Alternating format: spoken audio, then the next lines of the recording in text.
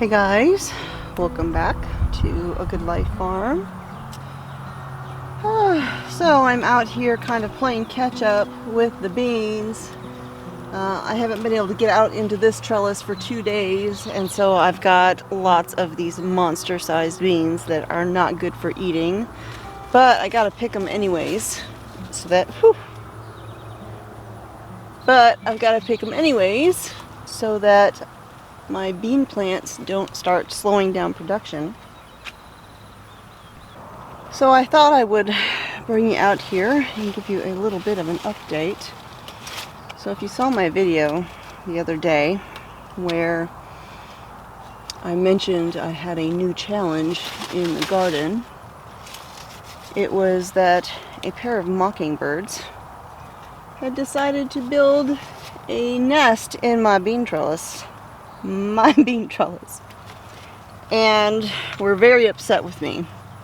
Well, I couldn't have that because I had just dealt with, weeks of mockingbirds out in my front garden, making me live in a Alfred Hitchcock movie for a while. And I didn't want a repeat of that. And so I had talked about, what could I do to prevent that from happening again.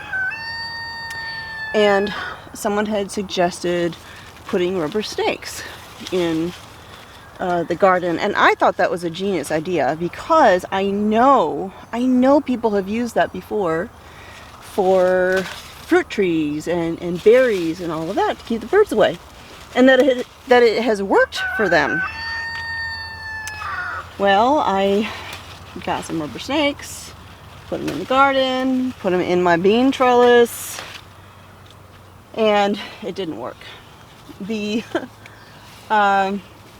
mockingbirds were sticking twigs literally right on top of the rubber snake. And so I just kind of kept at it, kept shooing them away and removing the twigs when I would find them. And the good news is that eventually they gave up and they made a nest in a tree right over there. So victory for me on that front. And yes, this is a rubber snake right here hanging in this trellis too, because I stuck them all over the place. Well, for 2 days I have not really been able to get out in my garden because it has been storming. And I did get out here yesterday for just a couple minutes and was able to pick a few beans, but I didn't even get one of my trellises picked, like halfway picked. So I've got, here's another giant bean that will not be eaten. But so in those 2 days that I wasn't really able to get out into the garden, first thing this morning I came out here and looked to see, are they trying to build a nest again? Nope, we're still good. They were still working in that tree over there. So I ran a few errands this morning.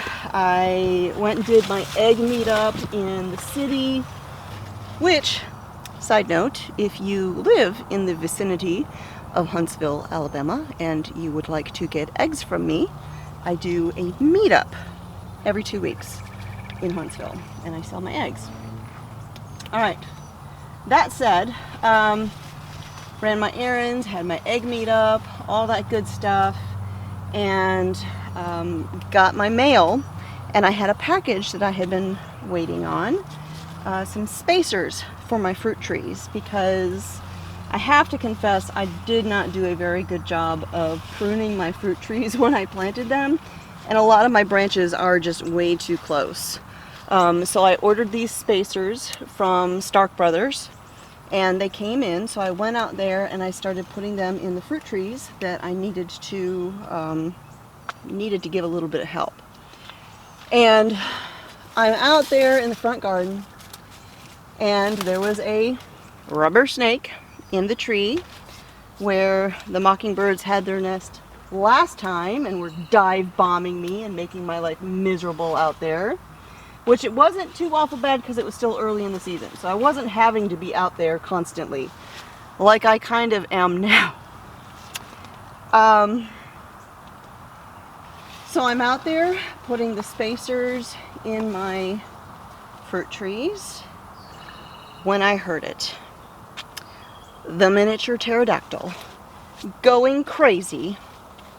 And I looked, and lo and behold, there were twigs on top of the rubber snake in my pear tree. You guys, the mockingbirds, another set of mockingbirds, had decided that my pear tree was going to be a great place to put a nest again. Yeah.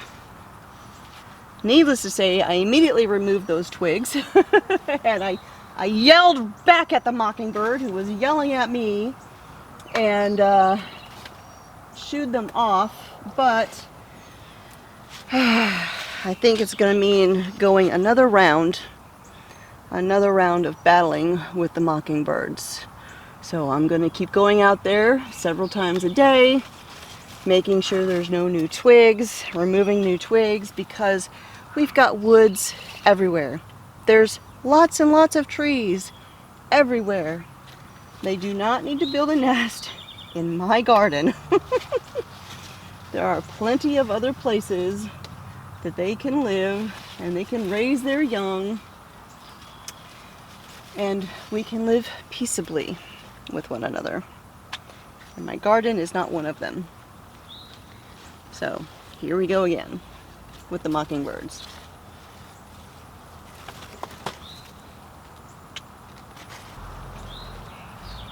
And you know, I don't know what it is about bean plants, but when I come out here and I pick beans, they make me itchy.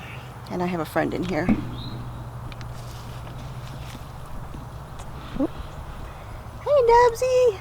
And he's under the camera, so I don't know if you can see him. Hi, baby! Nubsy!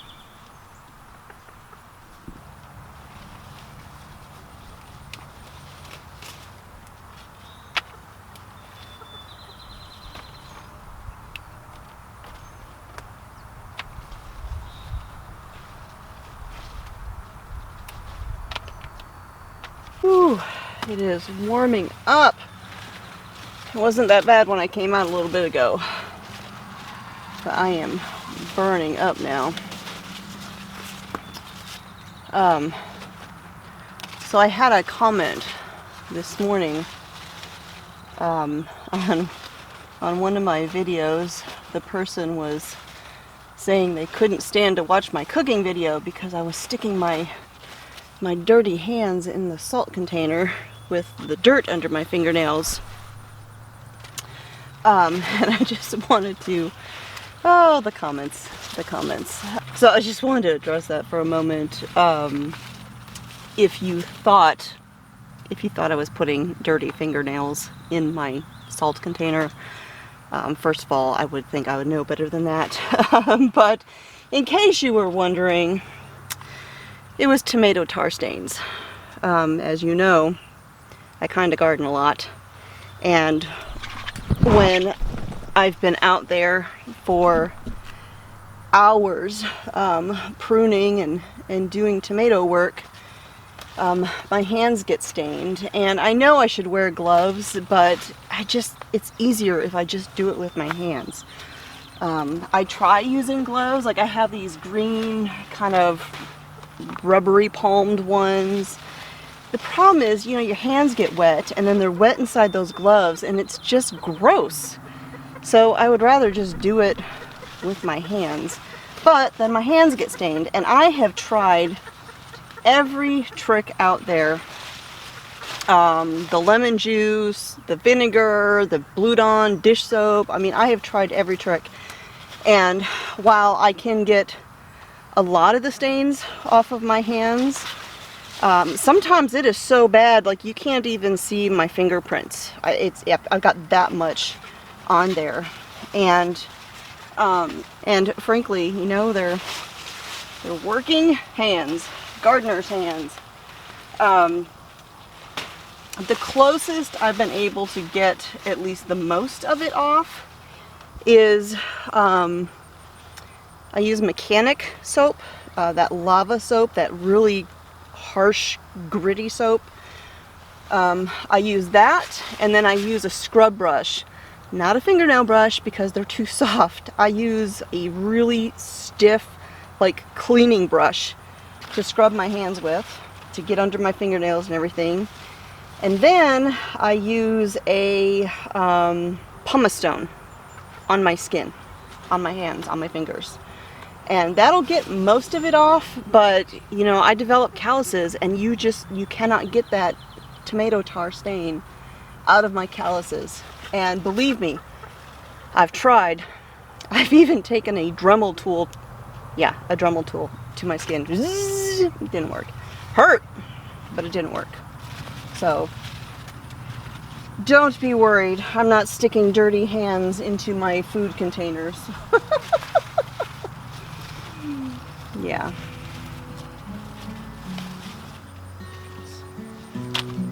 So while I was picking in here, I actually noticed another assassin bug. I'm always happy to find a couple of those.